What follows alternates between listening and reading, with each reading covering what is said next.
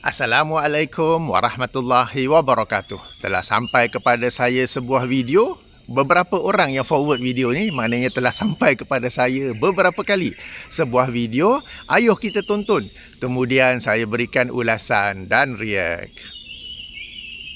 Ada seorang pegawai Petronas, bila ayah dia meninggal kat rumah dia jadi gila. Kalau gilanya itu datang, dia lupa, kadang-kadang dia ambil pisau, ambil parang, dia nak bunuh anak isteri. Bila berubat tak sembuh-sembuh, akhirnya ke pusat datang saya suruh jual kereta sebuah, kereta wajah, sebuah motosikal Honda, sebuah kamera, sebuah laptop. 4 benda ni dijual, barulah hamba Allah ni sembuh sepenuhnya, tak perlu saya ubat. Jadi itulah apa saja benda yang ditinggalkan oleh arwah, kalau mahal boleh jual, duitnya boleh ambil. Kalau tak ada harga, macam pakaian bakar, nak selesai bakar. Ingat mangkuk, kalau banyak buang saja kat sungai. Kalau tidak pun hantar ke mana-mana masjid yang jauh lah, wakafkan ke masjid, insya-Allah boleh. Tapi yang senang buang. Kerana itu di antara perkara yang kita tak boleh buat.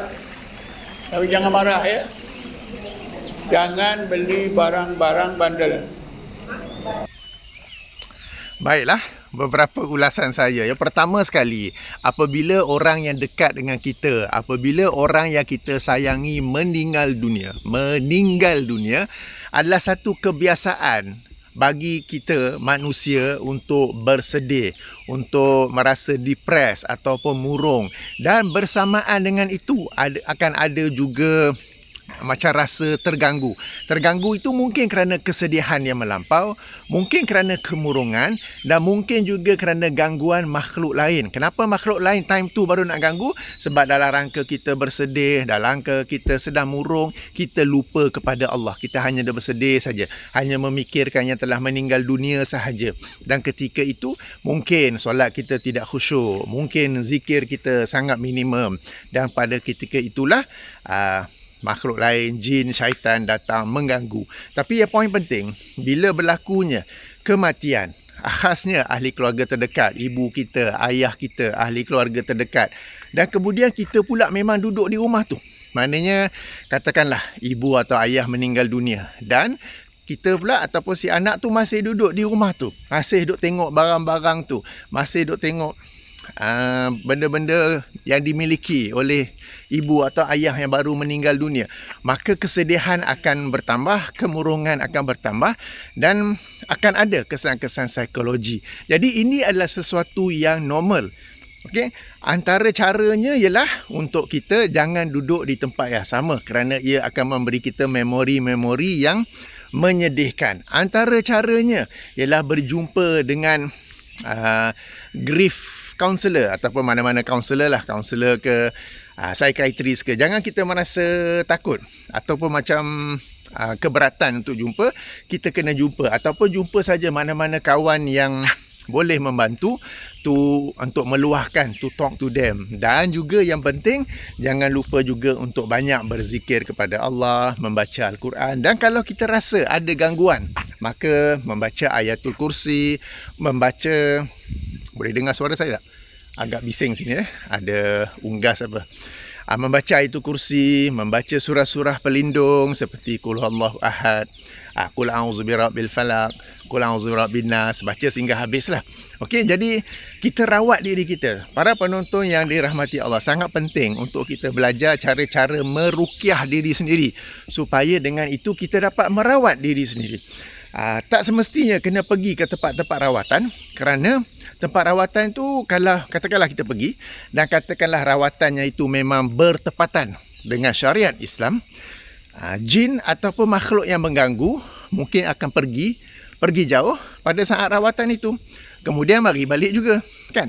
Jadi apabila kita membuat rawatan ataupun kita membaca surah-surah pelindung, ayat-ayat pelindung, hendaklah kita membacanya secara berterusan, bukan ketika rawatan saja. Sebab gangguan daripada makhluk halus, gangguan daripada makhluk gaib, khasnya jin, syaitan, ianya adalah secara berterusan. Bukan bila kita ada gangguan, buat rawatan, jin tu pun hilang ataupun pergi, lalu kita pun tak payah dah. Tak, dia akan datang balik juga. Dan kita kena ingat satu poin penting. Satu poin yang sangat penting, apabila jin tu tidak lagi mengganggu kita, kita kena bezakan dia tak ganggu tu sebab rawatan tu berkesan, atau dia ingin memberi satu gambaran palsu bahawa rawatan itu berkesan. Boleh faham tak? Okeylah, saya bagi contoh. Okey, katakanlah saya jin, saya nak mengganggu si Fulan Ahmad tu. Saya nak ganggu dia kan. Macam mana pun gangguan saya, objektif saya ialah untuk menyesatkan manusia ni, untuk menyesatkan daripada jalan Allah. Maka saya pun ganggu. Kemudian Ahmad pergi membuat rawatan. Dan rawatan itu pula bukan dengan cara yang Islamik. Lalu saya nak memberi satu gambaran, satu impression, satu perspektif kepada Ahmad bahawa rawatan itu betul. Padahal salah, tapi saya nak bagi gambaran betul.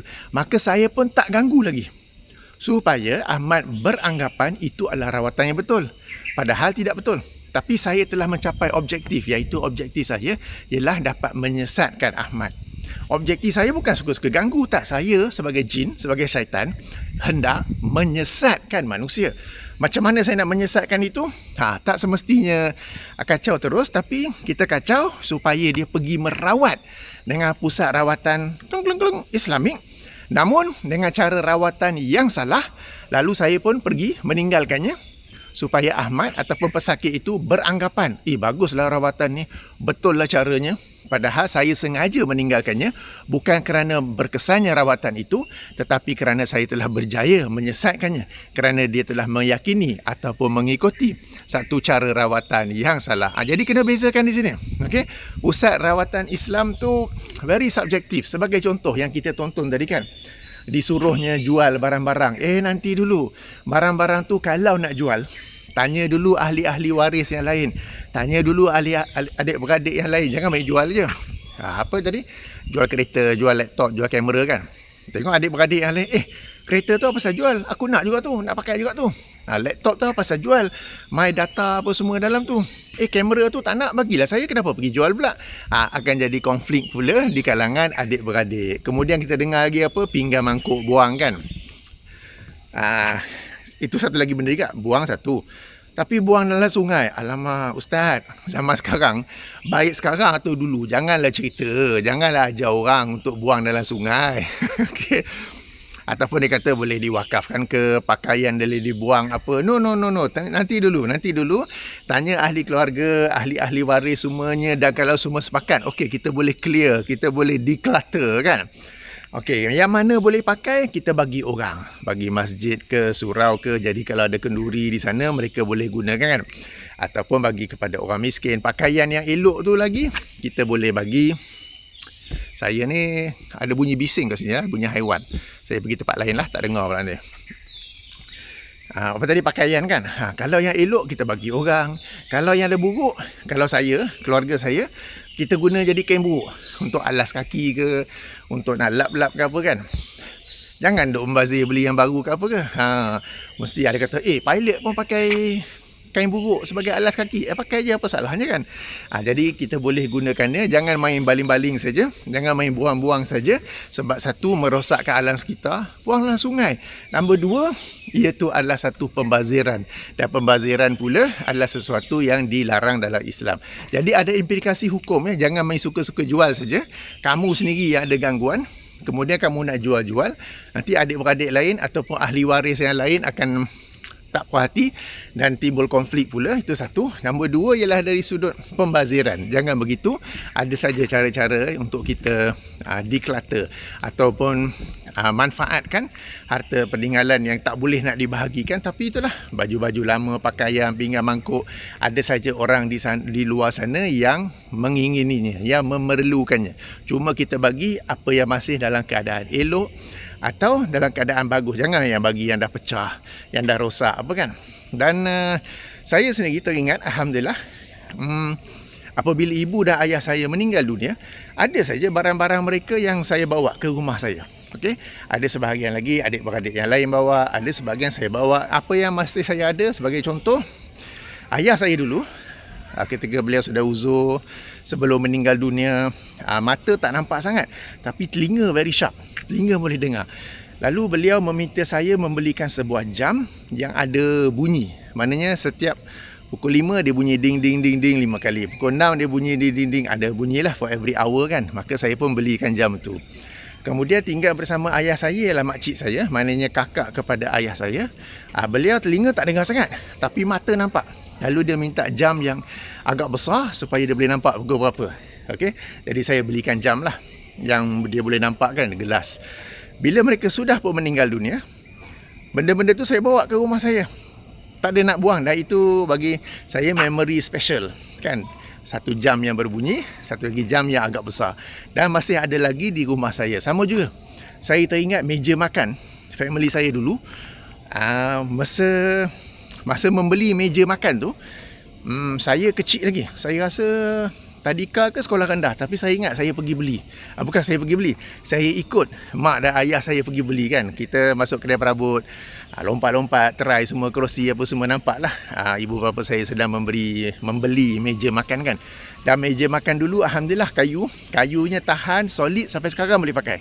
Dan meja makan tu pun saya bawa ke rumah saya dengan kerusi-kerusinya apa semua kan. Jadi boleh saja dimanfaatkan. Jangan duk buang-buang ataupun menganggap itulah sebenarnya sumber kepada gangguan apa semua. Jadi kadang-kadang benda ni banyak bergantung kepada minda kita kan, macam mana kita nak fikir, macam mana kita nak ni. So yang pentingnya dalam perkara seperti ini, yang pertama, kalau ada gangguan, terasa ada gangguan setelah kematian, ianya adalah sesuatu yang biasa, semua orang pun dapat, kerana kesedihan, kerana kemurungan. Dan orang yang berbeza akan bersedih dengan cara yang berbeza, orang yang berbeza akan murung dengan cara yang berbeza, dan akan memberi reaksi yang berbeza. So talk to someone, talk to somebody that is professional dalam bidang tu, kaunselor, psikiatris, membaca ruqyah, banyak berzikir. Perkara-perkara seperti ini sepatutnya membawa kita lebih hampir kepada Allah Subhanahu Wa Taala. Okey. Dan barang-barang kalau nak clear, boleh, tak apa, tak adalah suruh simpan. Tapi bincang dulu dengan ahli-ahli waris yang lain. Jangan suka-suka jual, jangan suka-suka buang. Nanti dari sudut hukum harta pusaka pun dah salah, dari sudut pembaziran pun salah, dan boleh juga menimbulkan konflik di kalangan adik-beradik ataupun ahli-ahli waris yang lain. Kalau nak simpan, boleh saja, seperti mana saya cerita pengalaman saya ada simpan. Ada juga yang lain-lain saya simpan, yang mana yang boleh pakai apa kan, kenangan manis kita kata. Tapi itulah sesuatu yang patut kita fikir-fikirkan ya. Jadi rawatan Islam, sebut je rawatan Islam, tak semestinya ia selari dengan hukum syarak. Jadi kita sendiri kena ada ilmu supaya tak kena, nak sebut tak baik pula kan. Jadi kita sendiri mesti ada knowledge about it, so that we know the treatment or what is recommended by the, nak sebut apa, doktor, okay, adalah sesuatu yang selari dengan Islam ataupun tidak. Jangan main ikut saja, jangan membodohkan diri, lalu anda akan diperbodohkan. Baiklah, demikian sedikit ulasan dan react saya terhadap video tadi tu. Itulah, saya rasa cukup panjang pula nanti kan. Okey, subhanakallahumma wa bihamdika asyhadu an la ilaha illa anta astaghfiruka wa atubu ilaika. Assalamualaikum warahmatullahi wabarakatuh.